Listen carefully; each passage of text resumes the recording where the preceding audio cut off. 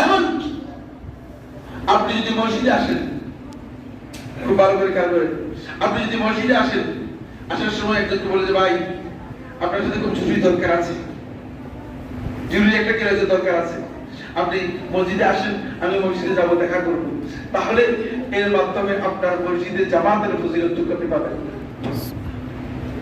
জামাতের ফজিলতটুকু আপনি পাবেন, কারণ আপনি এখানে মাকসুদ জামাতের উদ্দেশ্যে মসজিদে যান নাই, মসজিদে গিয়েছেন কি করার জন্য? হ্যাঁ, ওই লোকের সাথে মিট করার জন্য। জামাতের ফজিলত পাবেন না, জামাতের ফজিলত পাবেন না। খুব ভালো করে খেয়াল করুন বিষয়টি। আপনি যদি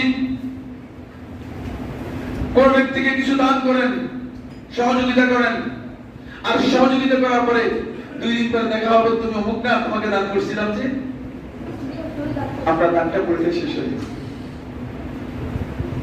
আপনার দানটা পড়ে শেষ হয়ে গেছে, ইখলাসের অভাব হয়ে গিয়েছে। আপনি এর মাধ্যমে, আর আমাদের মধ্যে এগুলো অনেক বেশি কাজ করে, অনেক বেশি আমাদের মধ্যে কি এগুলো কাজ করে, বলে তুমি অমুক না, তোমার তো আমি সুপারিশ করে চাকরি